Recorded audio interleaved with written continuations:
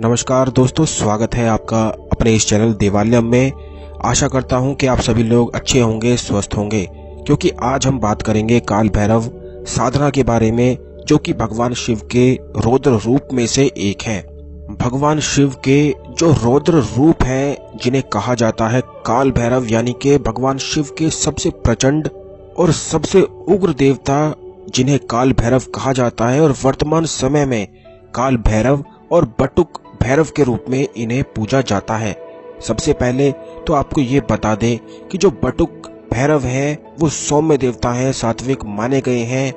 वहीं दूसरी ओर काल भैरव उग्र रूप है, प्रचंड रूप है और तंत्र क्रियाओं में प्रमुख देव के रूप में पूजे जाते हैं। काल भैरव की कोई भी व्यक्ति अगर एक दिन की भी साधना करता है, वैसे तो इनकी साधना 21 दिन, 41 दिन, 51 दिन इस तरह से की जाती है, लेकिन इनकी साधना एक दिन की भी इतनी ज्यादा खास है और प्रचंड है कि एक दिन करने मात्र से ही व्यक्ति के अंदर आत्मविश्वास की इतनी ज्यादा बढ़ोतरी हो जाती है कि उसे खुद ही अपने अंदर से बहुत ही ज्यादा शक्ति महसूस होने लगती है। इसी तरह से जो काल भैरव का साधक होता है, उसमें उसकी आंखों में एक ऐसा प्रचंड तेज आ जाता है, जैसे कि काफी लोगों के जीवन में बहुत सारे दुश्मन होते हैं, और जब भी आप दुश्मन को देखते हैं तो आपको ऐसा लगता होगा कुछ डर सा या कुछ ऐसी परेशानी सी। तो वो अक्सर ऐसा इसीलिए होता है क्योंकि आपकी जो अंदर की शक्ति है, जो अंदर की एनर्जी है, वो कमजोर है। आपके दुश्मन में आपसे अधिक है, इसीलिए आप उसे देखकर डर जाते हैं या फिर उससे पीछे हट जाते हैं।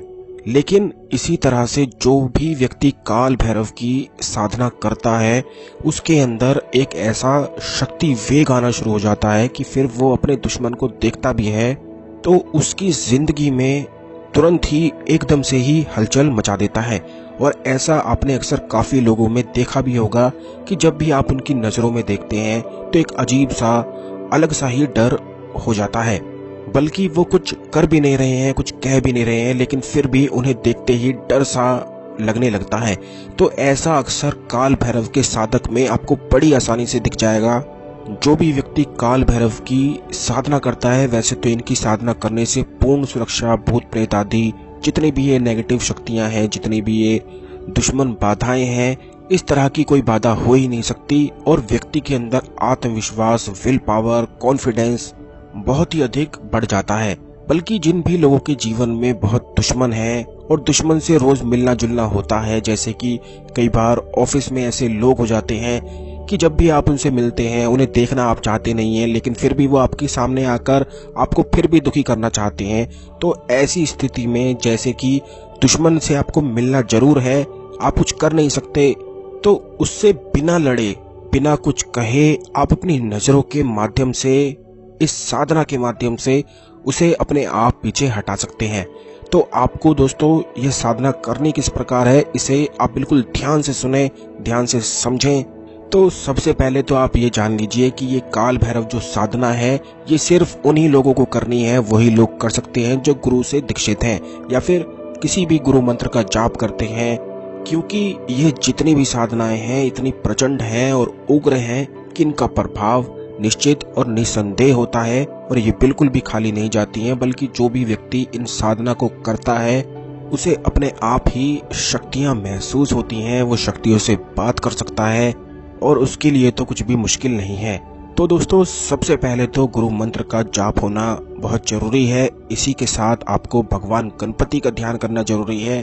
और ये बात ध्यान रखें कि यह साधना जब आप करेंगे तो आपको काले कपड़े पहनने हैं, और वो भी बिना सिले। बिल्कुल ध्यान रखें कि जैसे धोती होती है, ऊपर से आप कुछ ओढ़ सकते हैं, बिना सिले आपको कपड़े पहनने हैं। और नीचे आसन बिछाने के लिए आपको काला कंबल, काला कपड़ा या कोई भी ऊनी आसन ही आपको लेना है। और सामने अपने एक बाजोट रखना है। बाजोट जो लोग नहीं जानते हैं उन्हें बता दें कि यह लकड़ी का पटरा होता है। बस एक दिन की यह साधना है, और एक दिन के साधना करने से ही आप इसके प्रभाव को खुद ही देख लेंगे। तो लकड़ी का बाजोट आपको बिछा देना है, और उस पर काला रुमाल आपको बिछा देना है। और उसके बाद दोस्तों आपको 8 सुपारी रखनी है और अपने गुरु मंत्र का एक माला जप करना है। फिर गुरु से प्रार्थना करनी है कि साधना में सफलता मिले, सुरक्षा मिले और इस साधना की सिद्धि प्राप्त हो।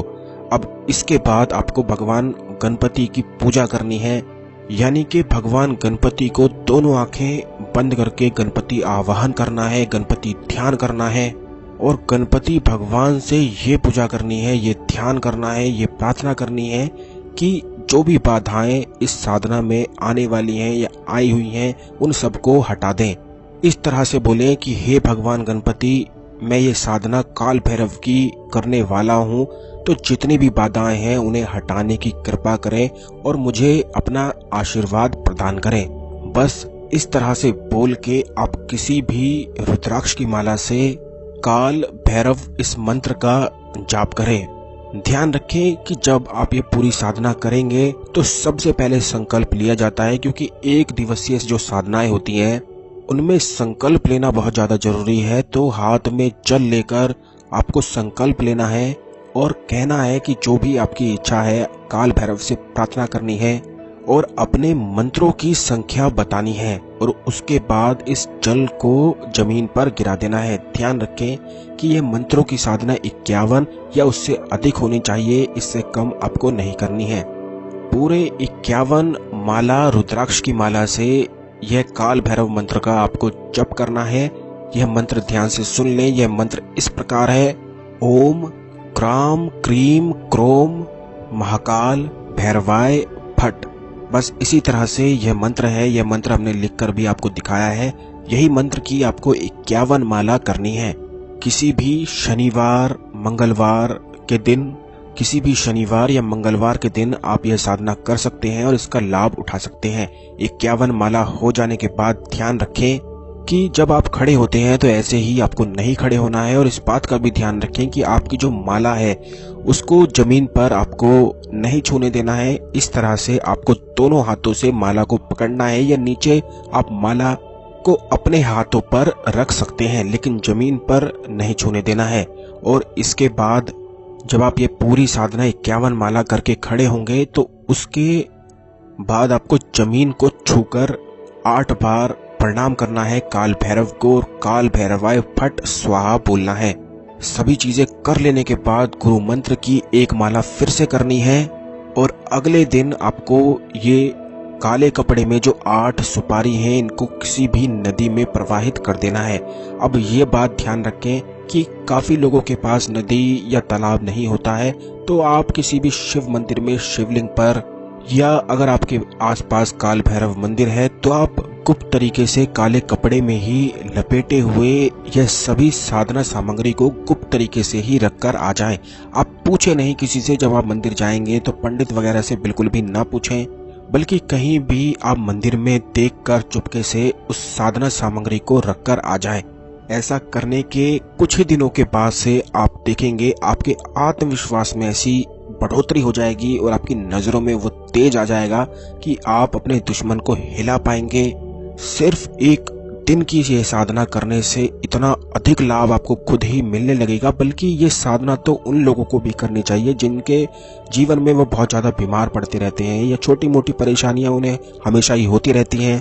तो उन सभी चीजों के लिए यह बहुत ही ज्यादा रामबाण साधना है, बड़ी ही ज्यादा उग्र और प्रचंड साधना है। लेकिन जिस तरीके से हमने आपको बताई है, एक दिन के लिए इस साधना को कोई भी कर सकता है और इसका लाभ उठा सकता है। तो आशा करते हैं कि इस बताई हुई साधना का आप लाभ उठाएंगे और अधिक से अधिक इसे शेयर भी करेंगे, जिससे और भी लोग इसका लाभ उठा सकें। अगर आप कुछ पूछना चाहते हैं तो व्हाट्सएप पे आप मैसेज कर सकते हैं, लेकिन इस बात का ध्यान रखें कि व्यर्थ के सवाल आप बिल्कुल भी ना पूछें, क्योंकि काफी लोग ऐसे होते हैं कि पूरी वीडियो में सभी चीजें बताई गई हैं, फिर भी उसके बाद पूछते हैं कि कैसे करें साधना को, क्या करना है और कैसे हम काल भैरव की पूजा करें।